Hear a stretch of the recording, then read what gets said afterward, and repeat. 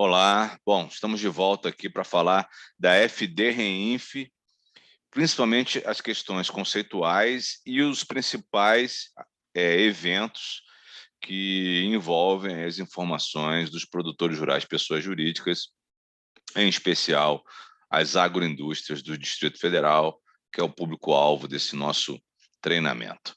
Então, vamos falar um pouquinho do conceito da FD-Reinf, o que ela é. Ela não é o E-Social, ela é separada, é uma escrituração fiscal independente do E-Social, ela é somente da Receita Federal, a única gestora, né? O E-Social nós temos ali um consórcio, a Secretaria Especial hoje de Previdência e Trabalho do Ministério da Economia, junto com a Secretaria Especial da Receita Federal, temos a Caixa Econômica, que atua ali em relação às informações do FGTS, mas que hoje não faz mais parte do comitê gestor. Temos o INSS como usuários aí dessas informações em termos governamentais. Aqui na FD-Reinf nós temos somente a Receita Federal na obrigação direta aí com os contribuintes, que aqui não estamos falando mais de empregadores. Nós não temos relação de emprego na FD-Reinf. Relação de emprego ou trabalho, ela acontece no E-Social. Na FD-Reinf, nós temos a relação de informação de receita, né, base de cálculo, fatos geradores para as contribuições previdenciárias e outros tributos aí sujeitos à retenção, tá certo? Então, vamos focar aqui no que é o conceito da FD-Reinf. Apesar delas duas, tanto o E-Social quanto o FD-Reinf, delas duas escriturações digitais, desaguarem dentro da DCTF Web para montar o movimento de débitos e créditos do mês. Então, elas precisam, no momento final da apuração e da constituição do crédito na DCTF Web, a gente vai ver isso, se comunicarem. Tá? Então, o que é a FD-Reinf? É uma escrituração fiscal digital que trata de retenções, né?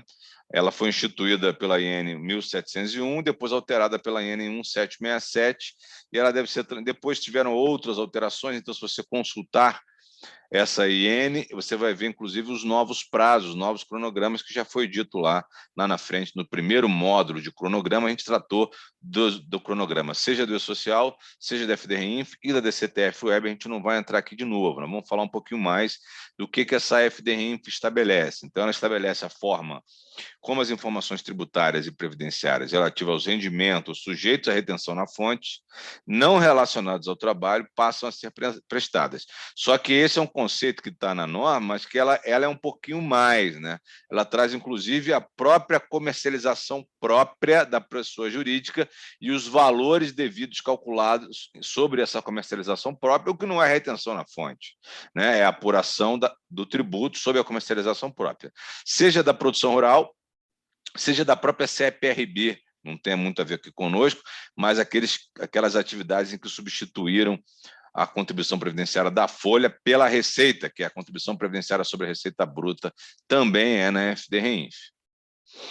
São objetivos da FD-Reinf: simplificar o cumprimento das obrigações tributárias, a gente espera que a GFIP e a DIRF sejam eliminadas, aprimorar a qualidade das informações previdenciárias e tributárias hoje prestadas pelos contribuintes, né? É importante que a escrituração ela não só simplifique, mas que ela traga transparência fiscal, é fundamental para a evolução das relações da nossa sociedade como um todo, né? Inclusive a relação fisco-contribuinte, a relação direitos e deveres no cumprimento da cidadania fiscal. Quem está obrigado? As pessoas jurídicas que prestam ou que contraem serviço mediante cessão de mão de obra. Então, quem contrata empresa que tem retenção de 11% da nota fiscal tem que informar que as outras retenções, por exemplo, para PIS, COFINS, né, para CSLL, que acontece na nota fiscal de empresas, pessoas jurídicas na prestação de serviço, isso está na DIRF, ainda não está pronto no FD-Reinf, não está, esse módulo ainda não está exigível. Tá? Está exigível a linha A, que é a retenção na cessão de mão de obra, os 11% da Previdência Social, retenção na nota. A CPRB já está pronta, já está exigível aqui, que é os contribuintes específicos lá que foram substituídos. E aqui em destaque, produtor rural, pessoa jurídica e agroindústria, quando sujeitos à contribuição previdenciária substitutiva sobre a receita bruta proveniente da comercialização rural. Tá? existe uma outra informação importante, que é aquele que, por um acaso, preste ao contrato de serviço realizado mediante cessão de mão de obra, é específico da retenção. Mas aqueles que fazem a retenção da subrogação da produção rural, então o adquirente subrogado, ele também é obrigado a informar aqui na FDR-Inf. A gente vai ver num novo evento chamado 2655, ele também está aqui obrigado. O adquirente pessoa jurídica, né?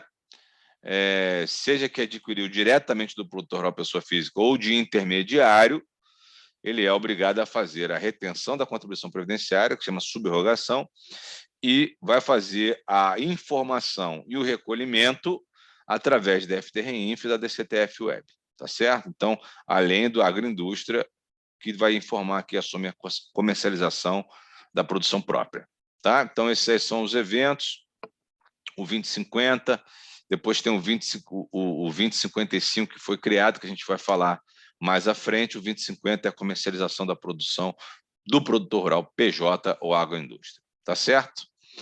A partir da versão 2.0, foi excluído o evento 2070, que é o que estaria a retenção do IR-fonte, né?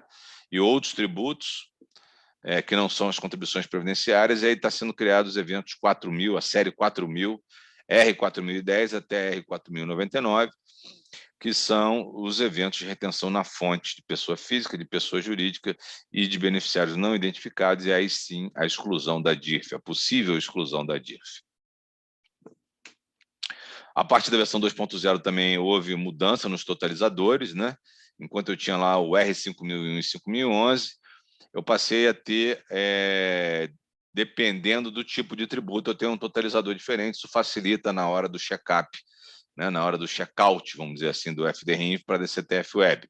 Então, nós temos lá o R9001, ele traz informações de base de cálculo e tributos por evento de contribuição previdenciária.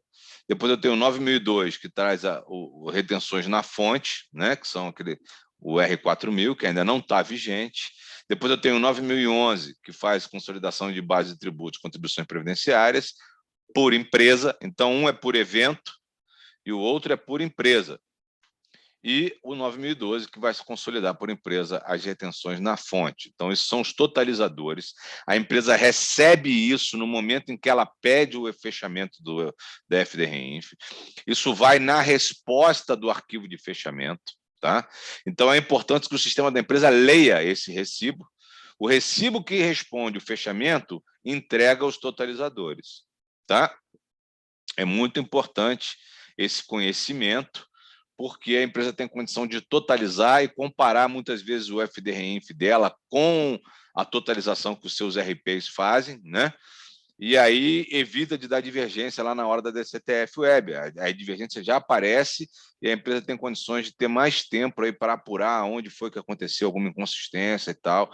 Então, o totalizador serve para enviar uma resposta para a empresa de como a FDR-Inf está calculando e ela poder comparar. E aonde que vai isso? No próprio recibo de resposta do evento de fechamento, tá bom?